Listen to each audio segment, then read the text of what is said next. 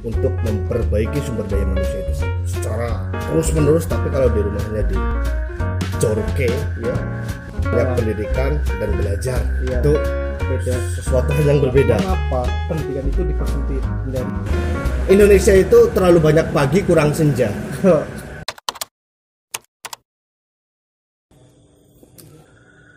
Oke, kali ini saya sedang bersama Pak Guru Gesit Jati Hartono, SPD.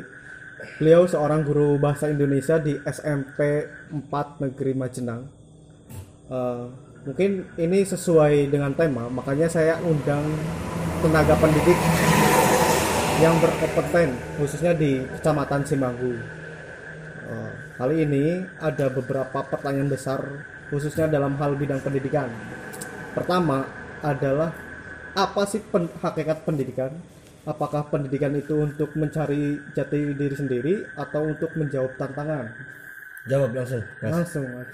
Oke, kalau kita bicara hakikat pendidikan secara luas, itu memang hakikat pendidikan itu sendiri pada dasarnya diciptakan untuk mengembangkan diri manusia, jadi lebih baik.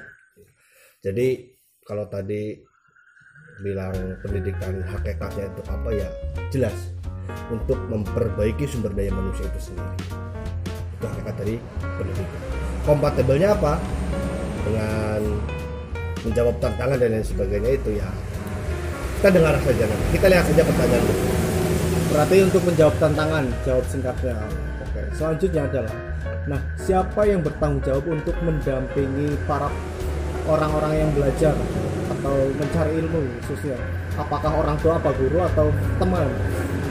Ya, yang jelas pendidikan terbaik itu lahir dari keluarga. Artinya apa?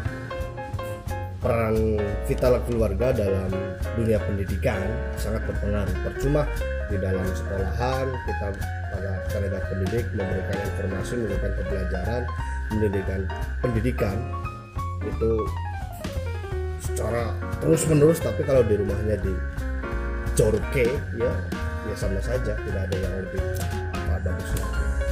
Berarti paling fundamentalis adalah keluarga atau madrasatul ula. Betul.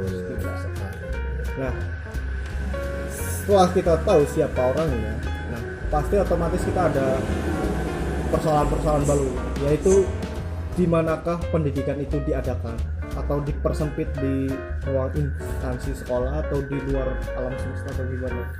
Ya, kita bagi dulu ya yang namanya pendidikan dan belajar. Iya, itu beda, sesuatu hal yang berbeda nih. Pendidikan dan belajar itu sumbernya semuanya, dari kita lahir, belajar nangis, belajar membaca, belajar berbicara, belajar mengimplementasikan. Itu belajar dari kita lahir sampai kita besok mati, bahkan itu proses pembelajaran terus ada. Lah, kalau pendidikan itu selama ini kita dengarnya hanya terpaut dengan nama sekolah atau instansi.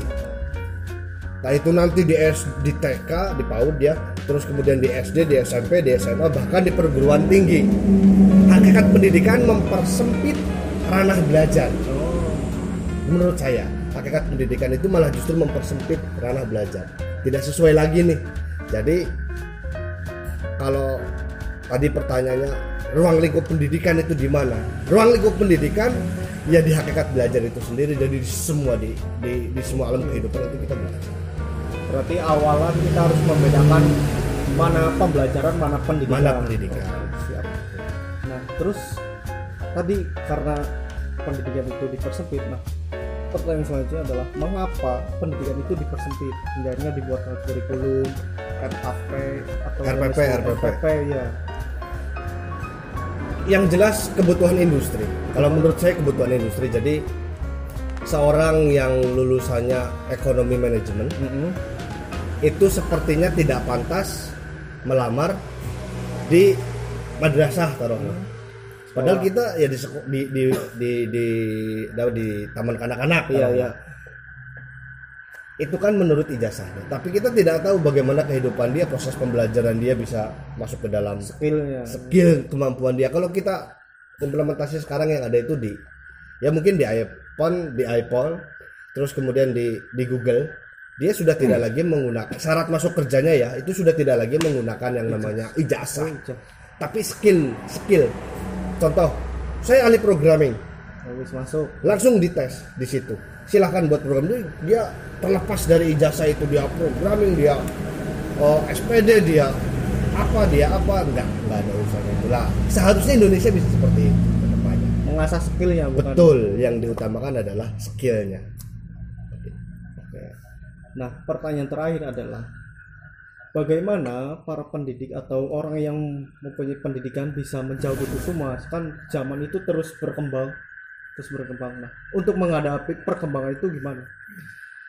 Ya, sebisa mungkin kita harus mengkompatibelkan tenaga pendidik kepada zaman yang sedang berjalan hari ini. Tenaga pendidik yang senior, yang sepuh, yang sudah tidak bisa menggunakan teknologi, ya gimana caranya kita sama-sama belajar. Kita sama-sama belajar untuk menggunakan teknologi itu. Harus bisa kompatibel terhadap perkembangan zaman hari ini. Kalau tidak, ya gimana? Nanti murid bisa lebih pintar daripada guru. Oh iya. Berarti hal-hal yang paling utama untuk menghadapi itu semua gimana? Hal yang paling utama dalam menghadapi itu semua, jangan malas untuk belajar, jangan takut untuk mencoba, dan yang paling penting adalah tingkatkan kemampuan literasi. Literasi bukan hanya membaca loh ya, tapi mengamati alam, mengamati kehidupan, sosial, budaya dan lain sebagainya. Itu kita harus bisa masuk dalamnya. Malah membaca yang paling ketimbang. Iya, literasi. Jadi Indonesia itu terlalu banyak pagi kurang senja. Itu kalau kata Presiden Jan Cukers ya, Sujowo Tejo, Indonesia itu terlalu banyak pagi kurang senja. Artinya apa?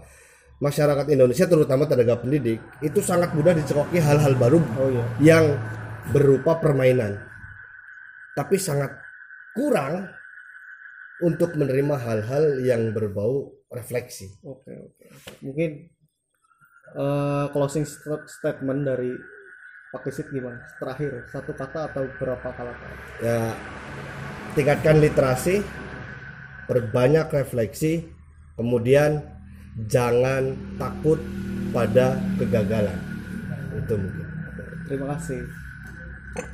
Siap.